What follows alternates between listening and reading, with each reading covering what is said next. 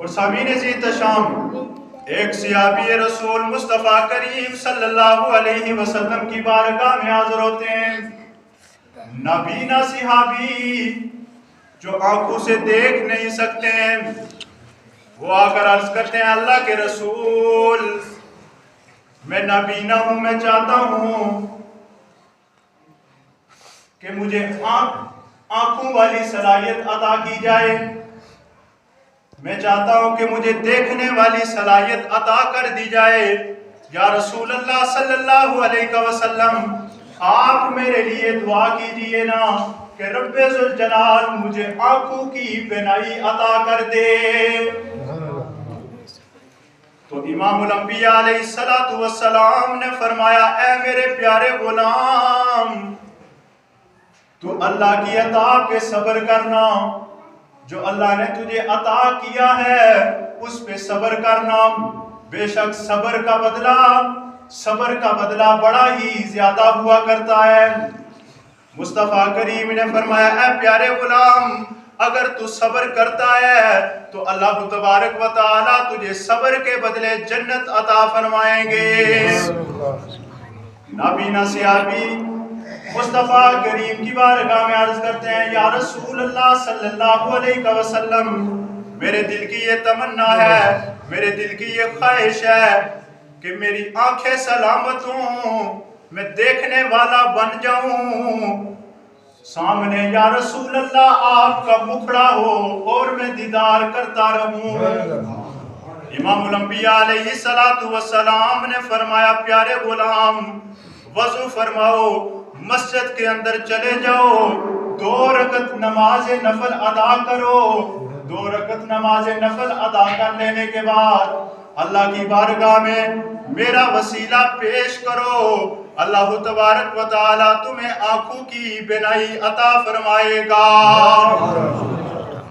سامعین عزیز شام آج ہم اللہ کے ولیوں کے دربار پہ جاتے ہیں، لوگ کہتے ہیں کہ ان سے مانگنے کے لیے جاتے ہیں یا ہم سجدے کرنے کے لیے جاتے ہیں، ہم ان کو مالک مانتے ہیں، ہم ان کو دینے والا سمجھتے ہیں. سامعین عزیز شام نہیں، ہم ان کے دربار پہ جاتے ہیں، ہم ان کے قدموں میں جاتے ہیں. کس لیے جاتے ہیں؟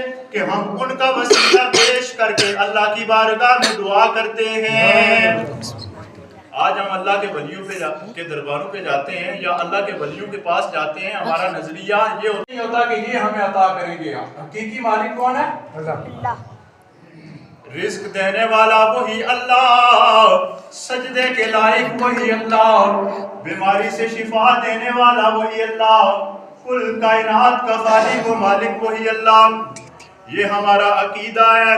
لیکن امام الانبیاء علیہ السلام نے اپنے پیارے غلام کو فرمایا پیارے غلام اللہ کی بارگاہ میں سربسجود ہو کر میرا وسیلہ پیش کرو، رب ذوالجلال تمہاری دعا کو قبول فرمائے گا.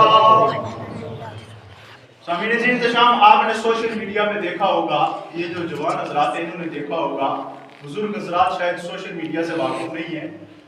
اکثر طور پہ سوشل میڈیا پہ یہ آ رہا ہے کہ بابے جو ہیں یہ کچھ شے ہی نہیں ہے. کچھ لوگ کہتے ہیں ان کی کوئی طاقت ہی نہیں ہے.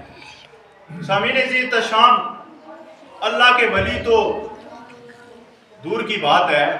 ایک مثال کے طور پہ میں آپ کو ایک سادہ مثال دوں گا تاکہ آپ کو بات سمجھ آ جائے.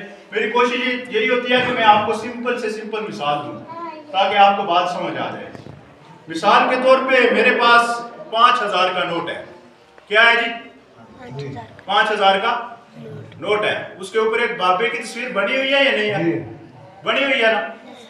اگر میں اور آپ کسی جگہ پہ چلے جاتے ہیں، مثال کے طور پہ اسپتال میں چلے جاتے ہیں یا کسی کچہری میں چلے جاتے ہیں، عدالت میں چلے جاتے ہیں یا کسی بھی جگہ چلے جاتے ہیں، بازار میں چلے جاتے ہیں، سامعین عزیز شام اس وقت تک ہمارا کام حل نہیں ہوتا کہ جب تک اس بابے کو ہم سامنے نہ کریں.